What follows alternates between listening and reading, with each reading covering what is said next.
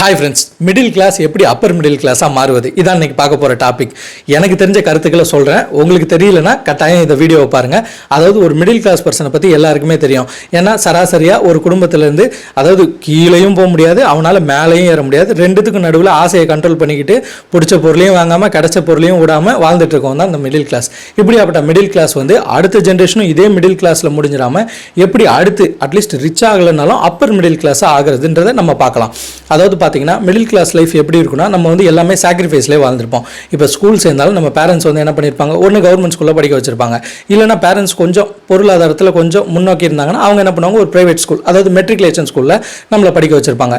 நம்ம என்ன பண்ணியிருப்போம், ஒரு வேலைக்கு போயிருப்போம். அந்த வேலையில் என்ன பண்ணியிருப்போம், வீட்டில் நம்ம பேரண்ட்ஸுக்கு ஒரு சில பேருக்கு இடம் இருந்திருக்கும், அந்த பேரண்ட்ஸுக்கு வீடு இருந்திருக்கும். அந்த இளைஞன் என்ன பண்ணியிருப்பான், அடுத்து மாடி வீடு கட்டுறதுக்காக ஒரு பேங்க்ல லோன் வாங்கிட்டு வேலைக்கும் போய்கிட்டு அந்த வீடையும் கட்டியிருப்பான். அடுத்தது அவனுக்கு திருமணமும் ஆயிருக்கும். அந்த திருமணம் இவங்களுக்கு சேர்ந்த மாதிரி, அதாவது இவனோட வசதிக்கு ஏற்ற மாதிரி ஒரு பெண்ணும் பார்த்து கல்யாணம் பண்ணியிருப்பாங்க.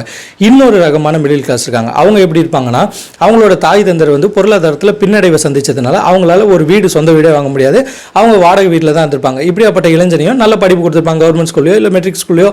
இவனை என்ன பண்ணியிருப்பான், வீட்டோட பொருளாதாரத்தையும் கஷ்டத்தையும் தெரிஞ்சு ஓரளவு படிச்சுட்டு ஒரு கம்பெனியில் வேலை பார்த்துட்டு இருந்திருப்பான். அவனோட சரௌண்டிங் ஏற்ற மாதிரி அவனோட வருமானத்துக்கு ஏற்ற மாதிரி ஒரு பெண்ணை பார்த்து திருமணம் செஞ்சு கொடுப்பாங்க.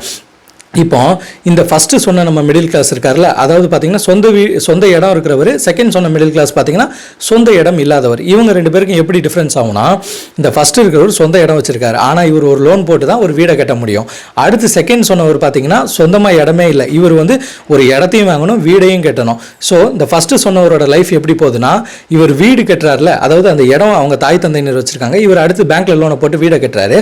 ஸோ இவர் வீடு கட்டும் போது அந்த வட்டியே பல வருஷமாக கட்டிட்டு இருப்பாரு. ஸோ இவரால் பெருசாக சேவிங்ஸ் பண்ண முடியாது. அதனால அடுத்த ஜென்ரேஷன், அதாவது இவர் திருமணம் செய்த பெண் நல்ல ஒரு வேலை வாய்ப்பில் இருந்தாங்கன்னா இவங்க ரெண்டு பேர் சேர்ந்து பொருளீட்டி அந்த லோனை சீக்கிரமாக அடைச்சிட்டு மறுபடியும் வீடை பெருசாக கட்டிட்டு இவனோட லைஃப் நல்லா இருக்கும். இவனும் அடுத்தது கார் கீர் எல்லாமே வாங்குவாங்க. ஓரளவு குடும்ப பொருளாதாரத்தில் பெரிய லெவலில் போயிட்டு இருக்கும். இந்த இரண்டாம் தரத்தில் இருக்க ஜென்ரேஷன் பார்த்தீங்கன்னா, அதாவது என்னென்னா இடம் இருக்காது, வீடும் இருக்காது, வாடகை வீட்டில் கூட இருப்பாங்க. இவருக்கு கல்யாணம் பண்ண திருமணம் போகிற பெண்ணும் வேலைக்கு சேர்ந்தாலும் இவங்க ஒரு இடத்தையும் வீடையும் கட்டுறதுக்கு இவர் அடுத்த பொருளாதாரத்தில் நல்ல ஸ்டேஜ் போகிறதுக்கு கொஞ்சம் டைம் எடுக்கும். ஸோ இப்படி சாக்ரிஃபைஸில் இந்த மிடில் கிளாஸ் வாழ்க்கை நம்ம சேவிங்ஸ்ன்றதை ஒன்று பண்ணுறதே கிடையாது. ஏன்னா சேவிங்ஸ் நம்மளால் பண்ணவே முடியாது. இப்போ நம்ம படித்த படிப்புக்கு நல்லா படித்தாலும் சரி, ஒரு வேலை கிடைச்சாலும் சரி, அதோட வருமானம் பார்த்திங்கன்னா ஒரு 25,000 35,000 வரைக்கும் தான் வருமானம் கிடைக்கும். அதுவும் வயசில் கிடைக்காது, வயசு ஆனதுக்கப்புறம் தான் கிடைக்கும். அதாவது ஒரு 28 வயசுலையோ ஒரு 27 வயசுலையோ அந்த சம்பளம் கிடைக்காது. அதுக்கு மாற்றாக 35 வயசுலையோ 36 வயசுலையோ அந்த சம்பளம் கிடைக்கும். அப்போது அந்த வயசு தாண்டி அந்த சம்பளம் கிடைக்கும் போது அதில் பயன் இல்லை. பார்த்தீங்களா? ஆமாங்க, இப்போ ஒரு சிறு வயதிலே ஒரு 26 27 உங்களுக்கு அந்த சம்பளம் கிடைச்சது நீங்கள் என்ன பண்ணியிருப்பீங்க, அந்த இடத்த முன்கூட்டியே வாங்கியிருப்பீங்க, அதாவது அந்த ஃப்ளாட்டை முன்கூட்டியே வாங்கியிருப்பீங்க, லோனை முன்னாடியே எடுத்திருப்பீங்க, அதை அடைக்கிற பணியை தீவிரப்படுத்தியிருப்பீங்க. நாளுக்கு நாள் இன்க்ரிமெண்ட் ஏறிடும். அதை எப்படியாச்சும் அந்த பொருளாதாரத்தை ஈட்டி அந்த லோனை க்ளோஸ் பண்ணிவிட்டு நல்ல ஒரு அந்த வயசில் திருமண வாழ்க்கை நடந்துடும். அதுக்கப்புறம் கார் வாங்கலாமா அப்படின்ட்டு இந்த உலகத்தை கொஞ்சம் சுற்றி பார்த்துட்டு உங்களோட குழந்தைங்களுக்கும் சேவிங் பண்ணிவிட்டு நல்ல ஸ்கூலில் அந்த குழந்தைங்களை எஜுகேஷன் கொடுத்துட்டு அந்த குழந்தைங்களோட கல்யாணம் திருமண வாழ்க்கை நீங்களும் சுற்றுலாம் ஜாலியாக இருப்பீங்க. ஆனால் மிடில் கிளாஸ் பர்சனை பொறுத்த வரைக்கும் அவங்க தீவிரமாக உழைக்கணும். அதாவது பார்த்தீங்கன்னா, ஒரு இளைஞன் ஒரு கம்பெனியில் வேலை பார்க்குறான்னா அந்த கம்பெனிலே நம்ம இருந்துடணும், இங்கே கிடைக்கிற இன்க்ரிமெண்ட்டே போதும்னு ஒரு இடத்துல குத்த வச்சு உட்காந்துட்டிங்கன்னா உங்களுக்கு பொருளாதாரத்தை ஈட்ட முடியாது. ஏன்னு பார்த்தீங்கன்னா, நம்மளோட பின்கால முன்னோர்கள் எப்படி இருக்காங்கன்னா, ஓரளவு பொருளாதாரத்தை ஈட்டி நம்மளை படிக்க வச்சுட்டாங்க. அடுத்து நம்ம என்ன பண்ணணும், நம்ம பொருளாதாரத்தை இன்றைய சிச்சுவேஷன், அதாவது ஏகப்பட்ட காம்படிஷன் இருக்குது, இந்த காம்படிஷன்லாம் அடித்து நம்ம முன்னோக்கி வரணும்னா, அப்பர் மிடில் கிளாஸ் ஆகணும்னா நம்ம இந்த வேலையை ஒரே இடத்துல பெஞ்சு தைக்காமல் நம்ம இன்னொரு கல்வியோ ஏதோ ஒரு பார்ட் டைம் கோர்ஸோ படிச்சுக்கிட்டு அடுத்தது இன்னொரு வேலையில் இன்டர்வியூ அட்டன் பண்ணிட்டு யாரோ ஃப்ரெண்ட்ஸ் மூலியமாக ஏதோ ஒரு வேலை பண்ணி நம்ம பொருளாதாரத்தை அதிகமாக உயர்த்திக்கணும். ஏன்னா அப்படி உயர்த்தினா மட்டும்தான் உங்களோட அடுத்த ஜென்ரேஷன் ஆச்சு நல்லாயிருக்கும். ஏன்னா இன்றைக்கி மிடில் கிளாஸ் பசங்க 25 26 வயசு இருக்கீங்க, உங்களால் என்ன பண்ணிடும், இடம் வாங்கல இல்லை கார் வாங்குவீங்களா?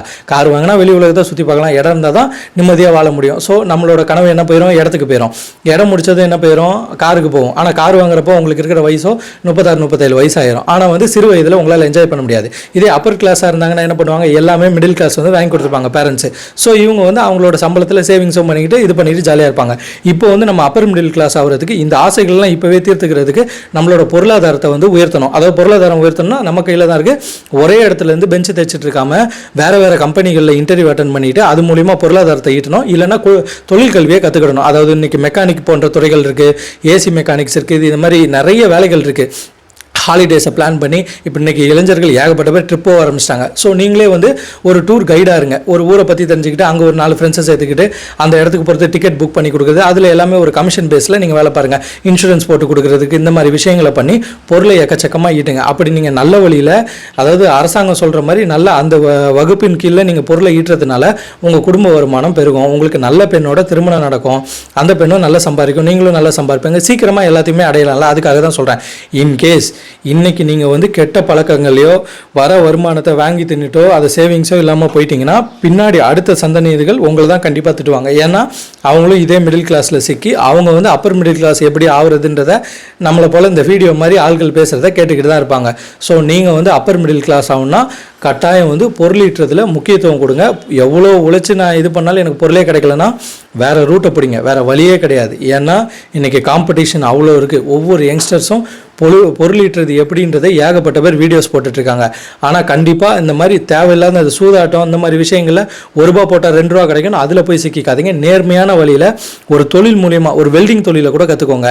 அதாவது இன்றைக்கி வந்து லேபர் தான் எங்கேயுமே கிடைக்க மாட்டாங்க. நம்மளே எங்கேருந்து லேபர் இறக்குறோம், வடநாட்டில் இருந்தானே லேபர் இறக்குறோம். அந்த வேலைகள் ஏன் நம்ம கூலி அதிகமாக கேட்குறோம், நம்ம ஆளுங்க வந்து 4 நாள் போயிட்டு 5வது நாள் லீவ் போட்டுறாங்கன்னா ஓனர்ஸ் எல்லாம் சொல்கிறாங்க. ஸோ நம்ம என்ன பண்ணோம், லீவ் கிடைக்கும் போது அந்த மாதிரி வேலைகள் கூட செய்ய தயங்கக்கூடாது.